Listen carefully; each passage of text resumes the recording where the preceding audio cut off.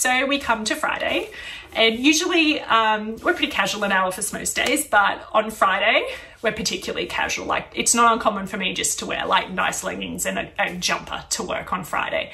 We all came dressed to the nines that day. Like, honestly, you'd have thought we were having a general meeting or an annual general meeting that day. Like, we were all dressed nicely. And can I just say, if you ever want proof that the decision they've made is the poorest decision ever, the fact that my boss was meant to arrive in Queensland at 9:30 and we were meant to meet at 10 a.m. and he didn't get there until 1:30 tells you everything you need to know. So initially there was a 1 hour flight delay, which is fine, that those things happen, particularly, you know, now when, you know, there could be COVID concerns and they need to double check something before they take off and fly interstate.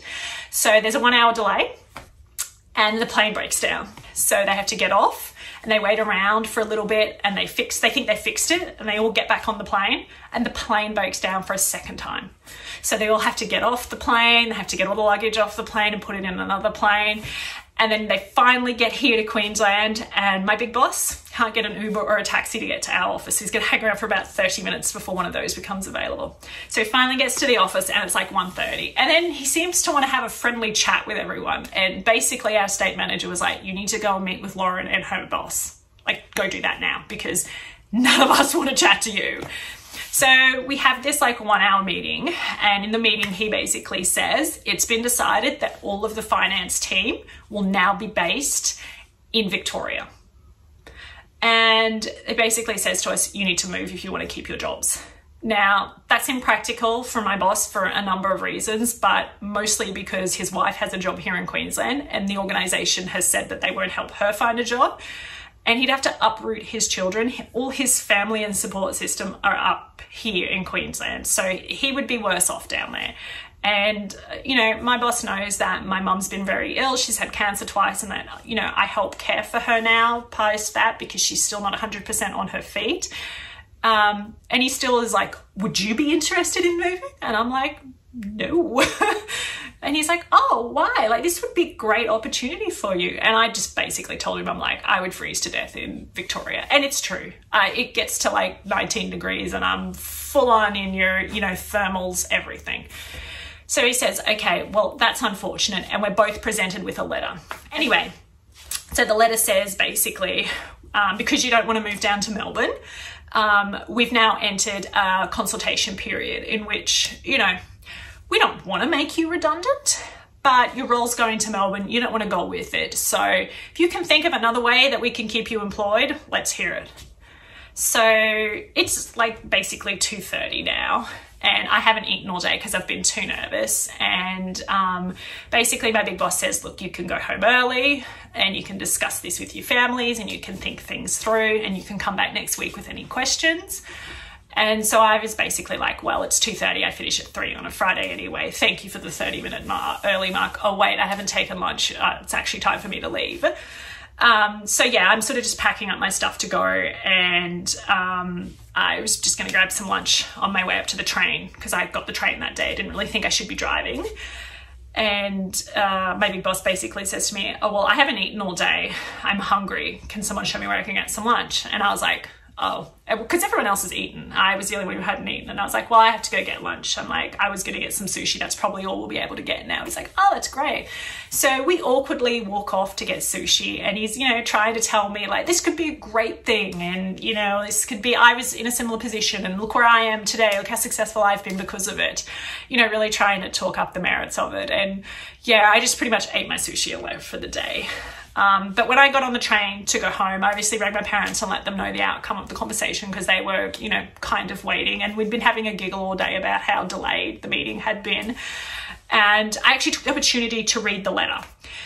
And the letter, as I said, stated basically, if you've got any great ideas on how we can save your role, let's hear them.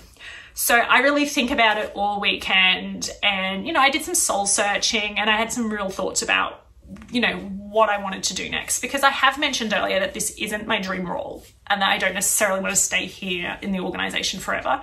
But having said that, I do like to be employed and I do need money to pay bills. That's a kind of a crucial part of being an adult in a capitalist, you know, economy. So I have some ideas and I jot them down on this letter, and I basically get to work on Monday, and everyone had heard, like our state manager had rung around and told everyone. And, you know, as soon as he got in that day, I basically went into him and I'm like, here's the letter. And he read it and I was like, I'm taking them at their face value here. I genuinely believe there is still a role for me in this company, in this state. And I sort of just laid out to him what I had been thinking. And he was like, I'm so glad to hear you say that, because I brought that up with him on Friday when he told me the news of the decision. So we basically set about putting together, you know, like a little bit of a job description. And I put it to my big boss. I said, this is what we're thinking. I'd like to explore, you know, the opportunity to try and stay with the company. And he contacted me back. Took him a few hours, actually took him a day, and he got back and said, yep, okay, I like the idea, and asked me to do a couple of tasks. And I did that in conjunction with our state manager. And one of the other senior managers in the state, he is trying to grow something it's like a program that's run in our state that's very successful, and they're trying to roll it out on a national level. And he would need more staff to do certain things. And some of that stuff I have a lot of skills in. So he threw in a few job tasks for that. And so we sent that all off to my big boss, and that was about Wednesday, and the consultation period ended at the close of business on Thursday, and no one heard anything back. So we just started Friday assuming, okay, consultation period has ended, I'll be getting a redundancy letter today. So my boss, he's very senior and he works in finance. He's basically an accountant, and the finance team is moving to Melbourne. So there was not really an opportunity for him. So on that day, he had a video conference, I think, with our boss in HR, and he was sent his redundancy package, and he'll be finishing up in early September.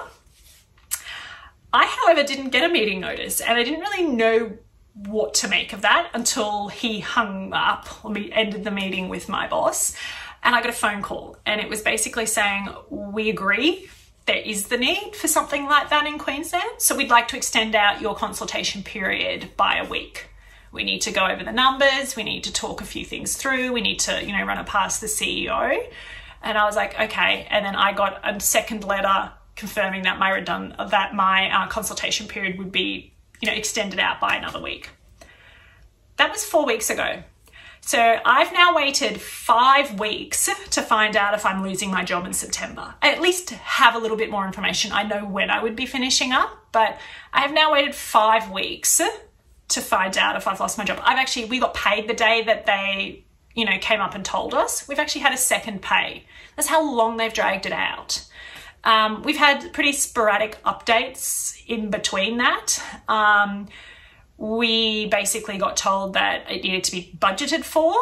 And yeah, where we're laying now is that it has been budgeted for, and it just needs to now go through budgeting approval process, because that's where they're up to. They're running the budgets for next year, the operating budgets for next year, and staff expenses form part of that there.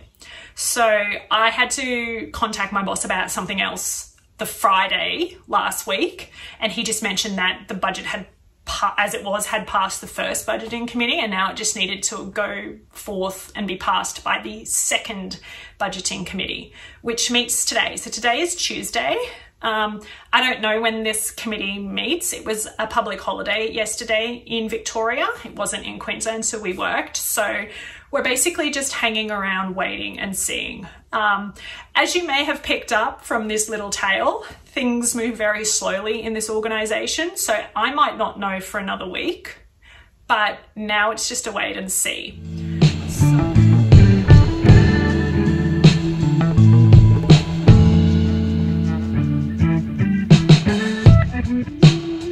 So hopefully the lighting's not too horrible here. So I've just realised what for the day, sorry. I'm just eating a couple of biscuits, I'm starving. I got a phone call today, and basically the budget passed the committee. So you'd think that'd be a great cause for concern, for congratulations and happiness.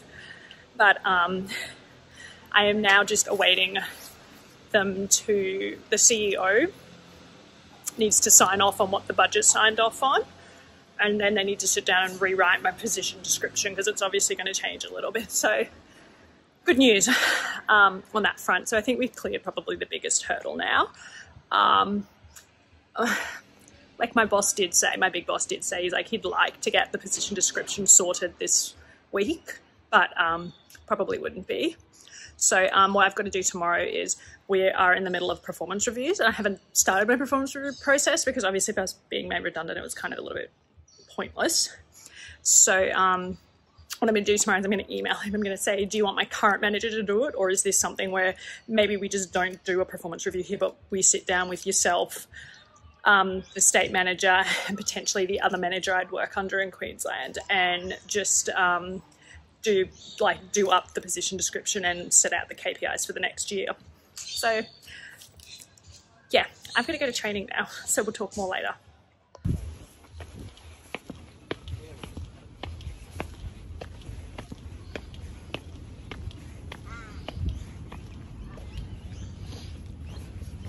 Hey guys, so it's Friday, and as you can see, I'm working from home. I don't usually do that on Friday, but it was more a safety thing for us. My manager and I were basically going to be the only people in the office today, and we just decided it was safer if we worked from home. If one or the other got sick, then potentially the other person would be in the office by themselves, or if we were both in and then one of us had to leave, again, similar situation. So we just decided we'll work from home. It's just this, you know, the most practical and safest thing for all. So so it's a nice little bonus at the end of the week. In relation to my job, I still haven't really heard anything. So I'm happy to leave it where it is now and sort of see this as the interim conclusion. I have a job. It's like been budgeted for and approved. Mostly what I'm waiting for now is still just the position description to come down, and just so to firm up what I need to really be working on, you know, day to day, and then, you know, looking to achieve overall for the year. So I'm happy with that. I am assuming I am remaining at my same pay level. I don't think I'll be going up, let's put it that way.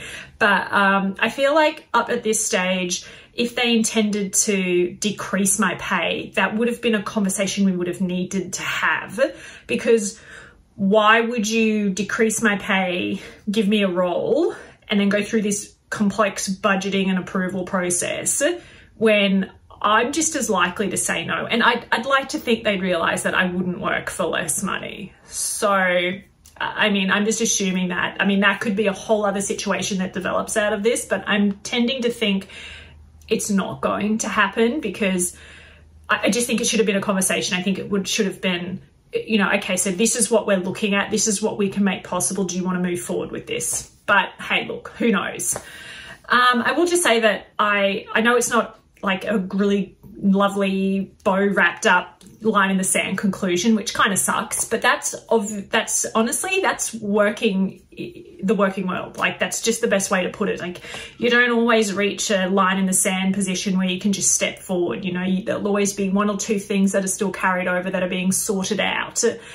And yeah, that's where we're at. But I'm confident, like I said, I've got a job moving forward and I'll be able to continue to live off it.